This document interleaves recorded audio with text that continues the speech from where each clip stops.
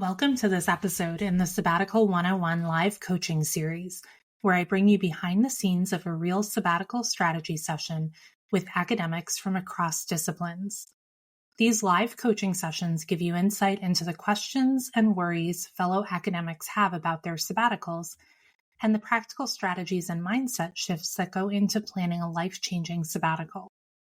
Whether you're dreaming of your first sabbatical or you're in the midst of planning one, I hope these candid conversations will help normalize concerns and challenges around sabbatical planning, provide you with some practical ways forward, and help you get inspired to make the most of your sabbatical. Paul Fleming is an associate professor in the Department of Health, Behavior, and Health Equity at the University of Michigan School of Public Health. He partners with community-based organizations to work on projects that help identify the root causes of racial health inequities and how to address pressing health issues. He is a father of 3 and has a book coming out in the fall titled Imagine Doing Better: Why Policies Backfire and How Prevention Thinking Can Change Everything. In this live coaching session, we discuss balancing multiple priorities during sabbatical, creating a structure for sabbatical that allows time for writing and creating, as well as more focused connection with family, how identifying a vibe you want for your sabbatical can help support the planning process, and being intentional about our habits and the ways they do and do not support our personal and professional priorities. I think you'll find a lot in here that will help you think about your own sabbatical. I hope you enjoy the episode. Hi, Paul. Thanks so much for agreeing to do this live coaching episode on Sabbatical 101. I'm really excited to dig in and hear about your upcoming sabbatical. But before we do that, would you mind just introducing yourself and telling our listeners who you are and what you do and where you're located? Yeah, hi. Thanks for having me on. My name is Paul Fleming. I'm based in Ann Arbor, Michigan. I work at the University of Michigan School of Public Health in the Department of Health Behavior and Health Equity. Awesome. And so you have a sabbatical coming up. It starts in January 2026. So I have a little bit of time to think about it and prepare myself even better. I have about 6 months till I have to get that started. Take the plunge. Great. And so, since our sabbaticals are never just about us and our research, would you mind talking a little bit about who your people are for this sabbatical? Yeah, absolutely. So I have a wife who works at a local clinic, so has a profession, also does a little bit of teaching. And then I have 3 kids who are 5, 7, and 9. So all in school, at an elementary school actually down the street from my house. And then the newest addition to our family, we have a 3-year-old black lab dog that just joined our family 2 weeks ago. And, it does factor into the sabbatical planning, it turns out, the dog. It does. I have a friend who they got a puppy actually right before her sabbatical, and it had implications for her sabbatical because she spent a lot of time with the dog. Definitely. Yeah, I've already seen my thinking evolve a little bit from 6 months ago when we didn't have a dog and weren't planning on getting a dog to just in the past couple of months as we're planning for dog's arrival and having him now. So yeah, definitely a factor. Yeah, well, that's really exciting. And it sounds like you guys are really in the thick of it and you've been in the thick of parenting young kids in the run up to tenure. So yeah. I'd imagine the sabbatical feels a bit like maybe a time that you can exhale and kind of, recuperate a little bit from that sprint. Yeah, absolutely. I mean, I hadn't necessarily thought of that exact parallel timing, but my son was about 1 when I got the job, and then of course, 2 more came along the way in my pre-tenure days. So yeah, it does feel like I've been on a sprint, or maybe an ultra marathon would be a better way to put it. And very eager. I think the whole family is kind of eager to think about how it could be a little bit different during the sabbatical time.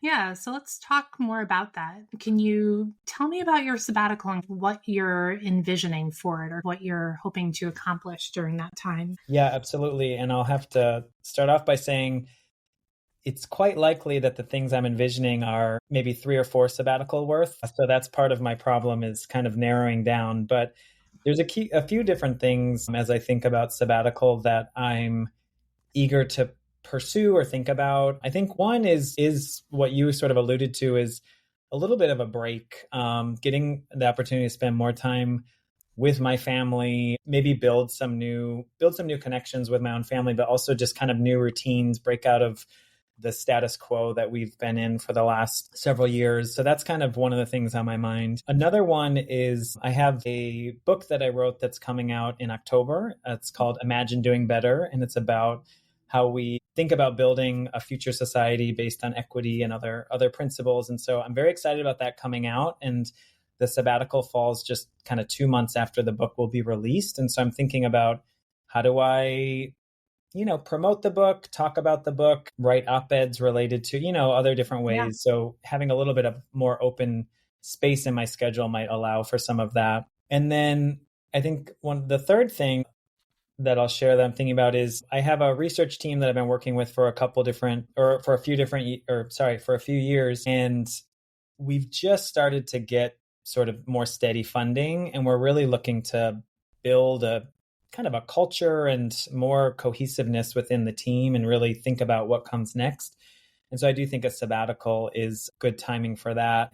And if I haven't said enough things already, I think one of the other things I'm thinking about is just, I've always felt I love my job. I love the academic environment, but I've always felt a little bit more practice oriented or wanting a foot outside of academia as well. Mm-hmm. So I can't help but think about how sabbatical could enable opportunities to, whether it's volunteering or actually working, but sort of situate myself in a space that's not an academic campus and try to be inspired in the different ways that new and different work can allow.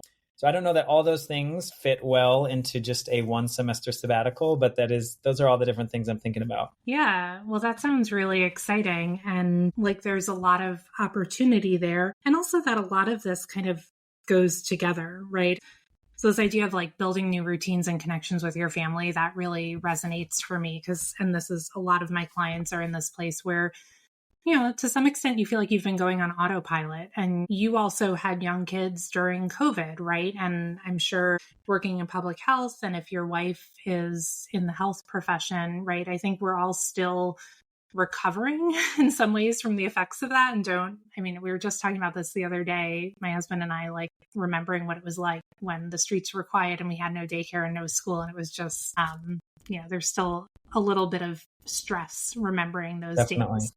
So your family was under a lot of pressure in a lot of different ways in the run up to tenure. So I think sabbatical is such a great time to really connect with your family differently. And your kids are also at an age that I think, you're getting out of like, no one's napping anymore. Mm. It's just a different way of connecting with kids as they get older anyway. I got chills when you were talking about your book, because I just feel like it just sounds like something that's so needed right now, right at a time that things feel really dark and hopeless. To imagine a better and more equitable society is really exciting. Yeah. And I think, I appreciate you saying that. And I hope it resonates in that way with readers. And I do think the folks who have had a chance to read it so far kind of say similar things of it helps add a little bit of hope. And so, yeah, I want to, it took a long time to write the book. And so I want to be able to actually have opportunities to talk about it or meet with reading groups or different things like that. And it feels like if I'm going at the pace I'm going now with my regular work, I actually don't, things like doing that feel like unattainable, or I don't have time for that, or it's not a priority. And so there are real ways in which I think the sabbatical will help me feel like I have a little bit more time in my schedule to be able to take those opportunities. Yeah. And I wonder if promoting the book will serve some of the needs, like kind of the fourth strand that you mentioned, this developing new practice-oriented or more community-engaged opportunities. Like there could be some dovetailing. So when you say this might be too many things for a sabbatical, it sounds like a very robust sabbatical, but also I think when we can find alignment and when we feel like it's not just all these things that are bringing you in all these different directions, it's actually things that are moving you in a direction that you want to be going in. Then there's some alignment there, right? It's kind of pointing you in one direction. And the same thing with building, your research team. So one follow-up question I have about that, do you run a lab? Is your research team students and postdocs, or is it other faculty? Yeah, that's a good question. So primarily, I would say the core part of the team is actually, there's there's three of us that are sort of at the faculty level or leadership level. And then we have two staff members. And then, at the moment, we probably have about 8 different students that are working with us. We don't always have 8 different students working with us, but yeah, we don't exactly call it a lab, but it is a team. We're trying to build essentially what we're calling a collaborative that has some staying power beyond just a single project. And so we're calling it the Collaborative for Transformative Public Health. And we've sort of been ideating and thinking of this for a long time, but now we do have a larger grant that we're super grateful for that allows us to build some more roots. And so now the timing is really right for it.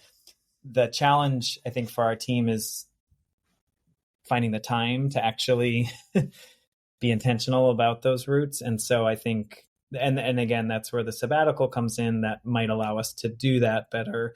And especially me, just have some time and space to really think about, what do we want to do here? How can I play a role?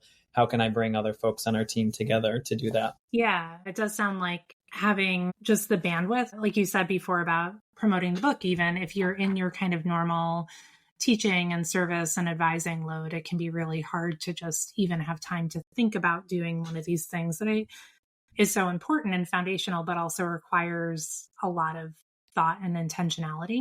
So my other follow-up question then is, you didn't mention any writing projects during sabbatical. So do you also have writing projects, or are you imagining setting those aside and focusing on these? Yeah, that's a great question. That may be the fifth thing that I didn't mention, perhaps. I will say this, though. I think I'm actually feeling pretty good about the manuscript pipeline in my field. We do a lot of team-based publishing. And so I have great teams that I'm working on that I do carry some of the load, but I expect sort of the team as a whole to be carrying some of that forward while I'm on sabbatical.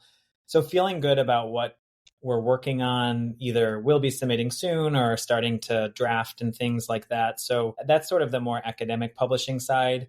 I will admit, one of the things I've learned through writing the book is that I really like having a writing outlet. And so I do think it may be a bit premature to be already thinking about a second book or things like that. But I do think about how I really love writing things like op-eds or commentaries, or, I've even thought about some different creative writing type projects that I haven't actually started or implemented. But one of the things that I would really love is if my sabbatical incorporated, in the same way that there might just be more time and energy for certain things, I would love for some of that energy to be just put into writing without, and this feels luxurious to say, but without a real objective, without a real concrete goal related to my profession, but rather just what if I can just do a little bit of writing that feels good to me? So that incorporating something like that feels like it would be important, or a nice outlet for me. Yeah, I love that. And I think part of what is great about sabbatical is it lets us reconnect with the things that got us into academia in the first place, right? You get to take away all the things that you have to do that can sometimes feel like drudgery, and sometimes you really enjoy it, but still it makes for a very busy schedule. And so having this opportunity to really write just because you like writing, it is very luxurious, but that's such a great benefit of sabbatical. Sometimes we think that sabbaticals have to have all of these products that are very visible. And I think that is unfortunate if we only focus on the visible product, because then we don't think about just the important thinking or the evolution in our own minds about the way that we think about our field or the problems in our field. And having that time to write and reflect can also be really productive, even if nothing gets published from it during the sabbatical. Yeah. And I think, for my field and, really all academic fields, the creativity piece and innovation is really important. And there was a book I read recently called Slow Productivity by Cal Newport. Definitely recommend it. But it really just emphasizes this point about taking time in your day without a real agenda or without anything. I think even one anecdote he shares is around just sitting on a picnic table and looking at clouds. But that's where the really innovative idea is going to pop out. It's not going to be toiling away at your computer for hours and hours, right? And so I do think just in the background when I'm thinking about sabbatical, it is kind of taking time and space, and for that type of thinking. And when I think about the writing that I just shared, it's like just opening a document and start writing, and then see where it takes me. Might actually lead to an important piece of writing that does actually meet professional goals and other things, but it's not the place I started from necessarily. Yeah, and it doesn't feel as pressured. I think often, at least when I'm writing an article, there's a goal in mind. I know I have the journal in mind. I know what arguments I want to make. And so there is this, it becomes sort of instrumental and outcome oriented, whereas just having an opportunity to write for the sake of writing allows for that meandering, and you can kind of marinate in ideas a little bit more. And then seeing what rises, I'm mixing all the metaphors right now, but I'll just go with it. Like seeing what rises to the top, right? Because I also think sometimes when we're going at full tilt, it's hard to even recognize what we're most interested in. So taking a step back from let me get all these publications out can really help us identify then what the priorities should be going forward. And that could be something else you're thinking about post tenure, is just like, do I want my post tenure career to look the same as it did pre tenure, or are there some tweaks I want to make? And the sabbatical can be a good time to try different things out, or to build some new habits and routines that lend themselves to making those tweaks to your career. Yeah, that makes a lot of sense. I like that. So let's think. So I have these kind of 5 things. I'm thinking of them as 5 strands, and I'm imagining we could braid them together and make a really nice sabbatical for you, because I think there is a lot of alignment. So when you think about, let's start with your family, because I'm curious about how you're envisioning this. If you think about your sabbatical, if you could do anything, if you're like, this is something I really want to do with my family, or really want to prioritize, big or small, it could be like a trip you want to go on, or just the way you want your daily routines to feel different. What are you hoping for in that arena? Yeah, I love that question. And where my mind's image just sort of automatically goes is a cabin in the mountains. I'm not sure exactly where, but and there is some potential that is the reality, but it is, I share that more to say that's sort of the image or the vibe that comes to mind when you ask that question. And I think to me, it sort of evokes like, there's a connection with nature that I'm prioritizing. There's a connection with family that I'm prioritizing, of like both my time, but also my attention. Because I think if I reflect right now, I do spend a lot of time with my kids and my wife and my family, but so often my brain's attention just is not as focused. It's not 100% focused on the moment that I'm in. It's distracted by what happened at work that day or what's going to happen the next day. And so better being able to kind of focus and really put time and energy into my family is important. I think I guess also it's not the whole sabbatical that I'm in the cabin in the woods, as lovely as that sounds. And I really would love that. I think of that as sort of a short-term thing that sort of like helps me and us reset a little bit and just get out of a habit, get out of our regular routine. But then also just thinking about the remainder of the time or other time where the schedule I'm working with just looks a lot different. And I haven't figured out what that is yet, what's realistic. I think you mentioned, there are going to be other things that I'm going to have to check in on. As much as I wish I could only focus on those 5 strands, there are some other projects I'm involved in that I can't just completely let go, nor would I want to. And so it's more thinking of that balance of like how much can I pull back while still having those things be able to move forward in a productive way. Yeah, I love the cabin in the woods as a vibe. Actually, this is something I feel like you're the star student right now, because this is something that I try to have my clients do, and it doesn't always land the same way, because sometimes we talk about like, if you could spend your sabbatical anywhere, where would you want to spend it? And that's not to emphasize going away for sabbatical, because many of us have lives that are complex and partners who work and we can't move somewhere. But this idea, like the vibe of the cabin in the woods, I'm like, everyone's cozy. You're drinking hot cocoa. You're going cross country skiing or snowshoeing or something, right? It evokes this feeling of being together, and your puppy is chewing on everyone's shoes or something like that. That's right. So then I think the task becomes to think about what are the tweaks, like, okay, maybe during your sabbatical, because you're on sabbatical, and I know, like, I'm sure this happens to you, but my spring break never aligns with the kids' spring break. So they're always grumpy about doing spring break camp. So maybe this is a year that you get to do a family trip somewhere during spring break, or do a long weekend in the winter and have that kind of feeling. So the sabbatical presents different opportunities for connection that aren't possible when we're in our normal work lives. The other thing that I'm hearing is this idea of being really present. And I forget what the saying is about academia, but like it's so flexible, you can work, 18 hours a day or something like that. And I think It's so hard to turn off that work part of the brain. And so one thing you could think about during your sabbatical is building in like transitions. I don't know how you guys manage drop-offs and pickups, but I do feel like there can be, like, most of the time I'm like, okay, let me get this one thing done, and then I need to quick run before aftercare is over. And there's no decompression time. There's no time to change gears. I still am thinking about the last meeting I was in or the last email I sent. And so we could think too about building in these buffers between your home and work, to just help compartmentalize a little bit more, so you can be more present. Yeah, I think that's so important. And yeah, you nailed it on the head, as I'm thinking about later this afternoon when I'm going to have to rush from my meeting to go pick up the kids.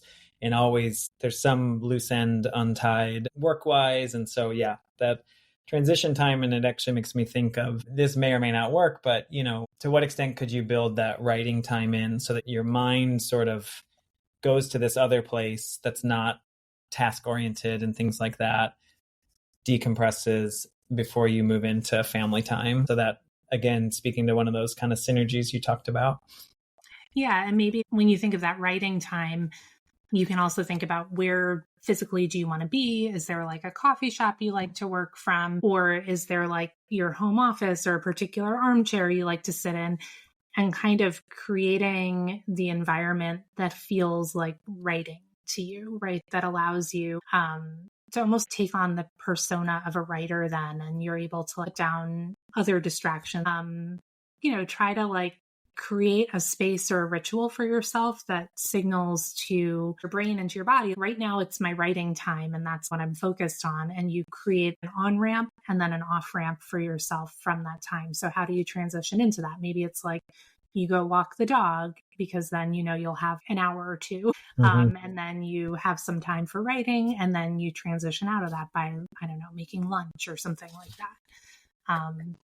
So you can think about, like, are there environmental cues you could create, or routines that you don't necessarily have now because you're more tied to your office or you have other meetings impinging on your time? Yeah, no, I really like that. And I mean, when I think about successful writing endeavors I've had, which is not to say all of them, because we all run into writing blocks and other things, but it is when I've created those kind of dedicated rituals. A lot of the book was written at a particular coffee shop that I loved. Go there, order my favorite coffee, spend 2 or 3 hours writing, and twice a week I would do that. And so finding that type of thing, I think, makes a lot of sense. And it makes me think about, another aspect I'm a little worried or apprehensive about is, I think, and in some ways I already know the right answer, but just to share it, it's, I worry about creating a schedule for myself that really limits my availability to people that I'm currently available to. And so I think about some of the different teams I'm a part of. I mean, I think this is true of a lot of academics, but you end up a part of a lot of teams or committees or all these different things. And some of that does get to stop during sabbatical, which is wonderful, but some of it doesn't. And so I love the idea of thinking, like, just as an example, well, the morning time is when I can be available for meetings or checking off things that need to be checked off, but then transition into every afternoon is writing time, and then pick up kids in kid time or something, whatever it is. But it does make me just a little apprehensive to think about really limiting my time and availability for people that I usually try to be available to. Yeah. Yeah, no, it's hard to think of having boundaries. I mean, for some of us, it's hard to think of having boundaries at all because most of us are, highly motivated. And at least I've always been the kind of the good student who volunteers for things and is available. At the same time, I would say that boundaries on a sabbatical are so important because they allow you to do you talked about the things that you want to see come out of your sabbatical. And I think it's really hard if you don't have boundaries. But I also don't think you need to be like, okay, I'm closing my computer on, December 22nd, and then you won't hear from me again until August 15th, right? But I think you could think creatively about boundaries that help preserve your time to do the things you want to do, but still give you some flexibility.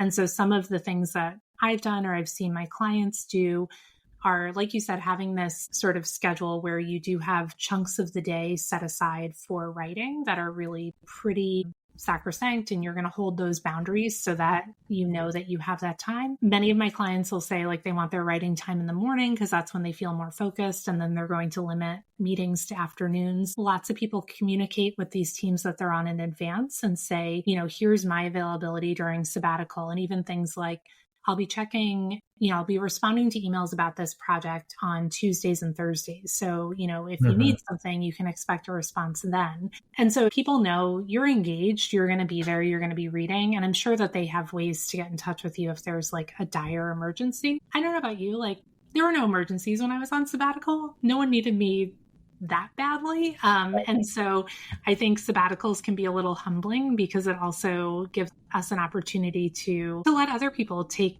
on some things or maybe make some decisions that they might have come to us for at another time. But they're like, oh, Paul's on sabbatical. Let's see if we can figure this out ourselves.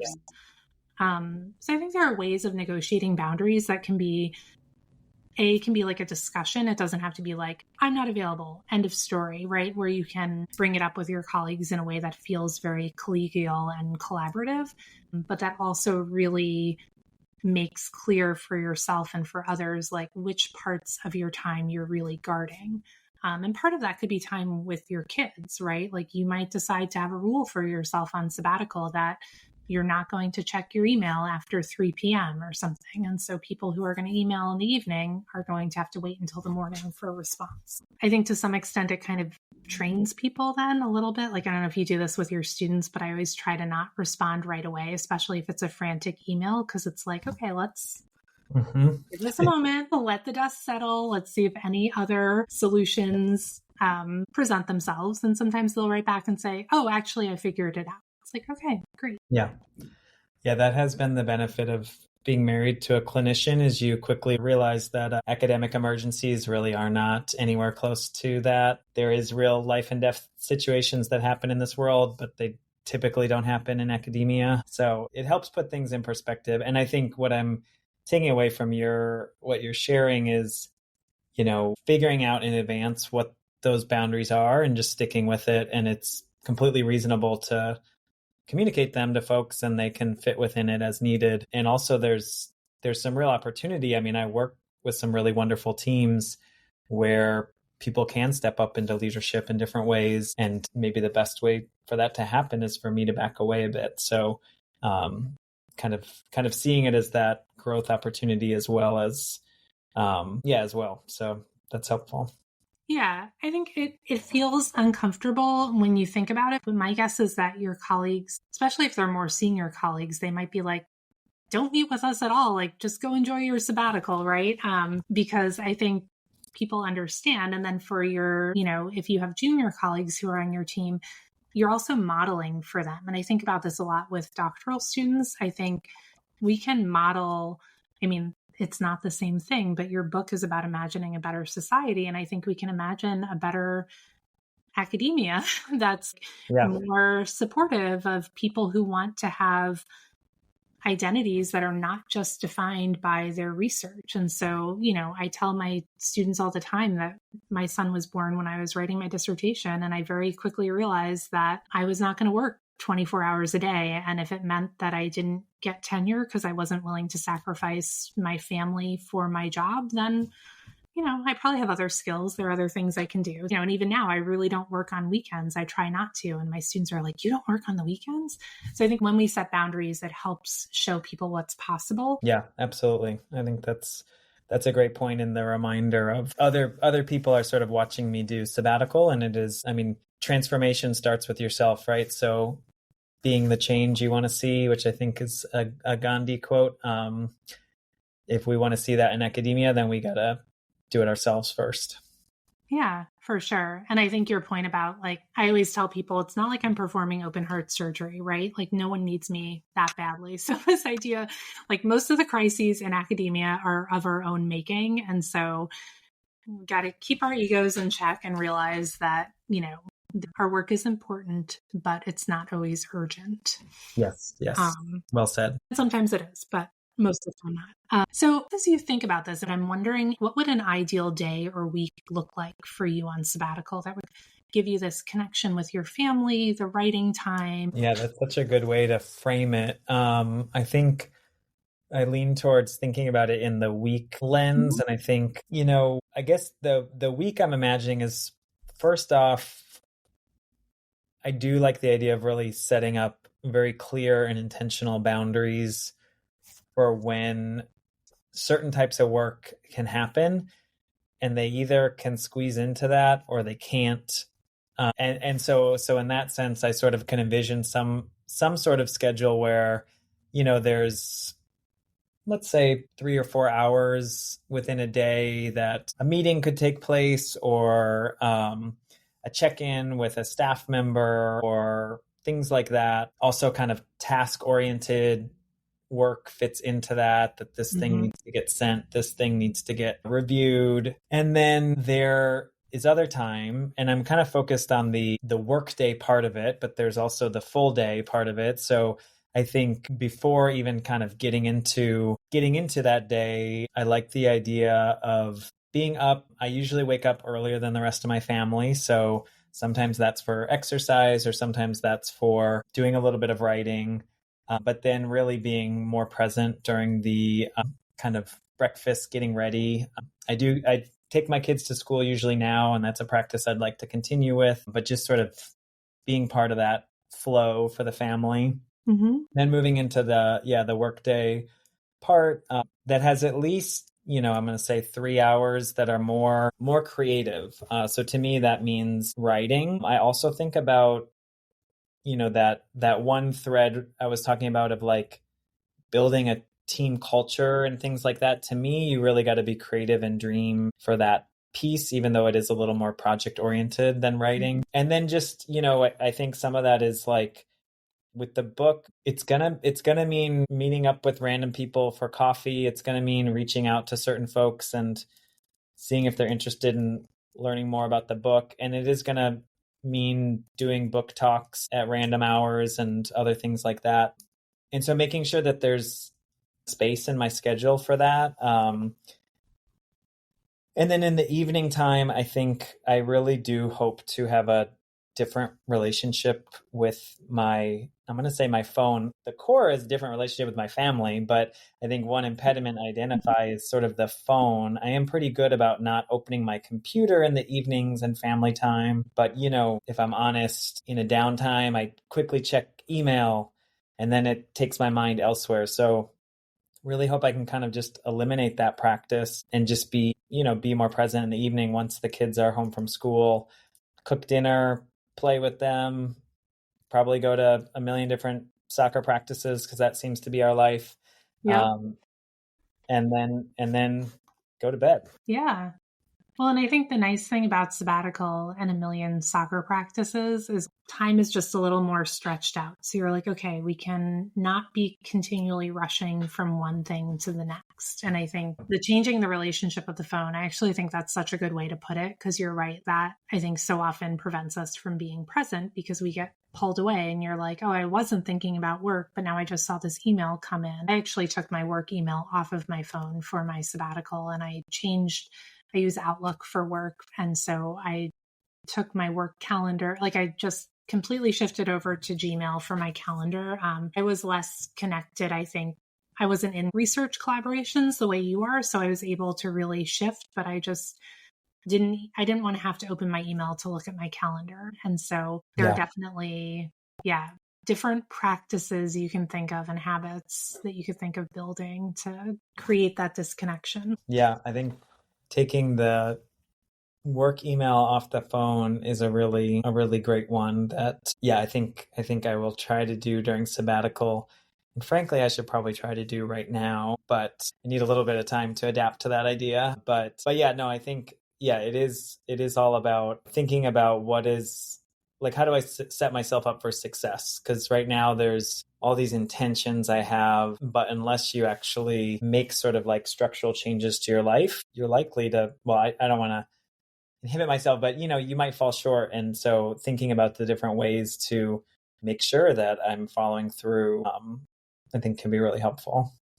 Yeah. And I think if you want to have a sabbatical, like there are lots of different ways to have a sabbatical. And one way to have a sabbatical is to just say, okay, I don't have my teaching and service, and I'll just do all the things I normally do, except without that.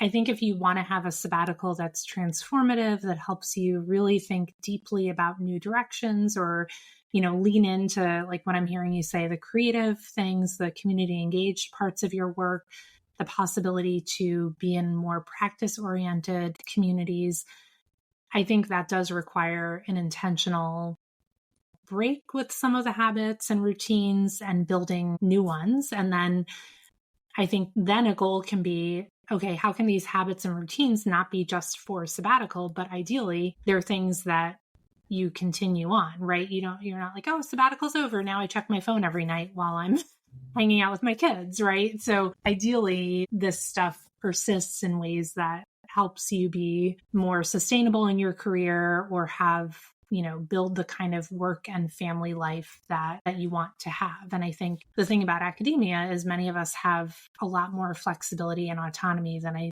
think we're willing to admit to ourselves, because it's me who has to make that decision to take my email off of my phone.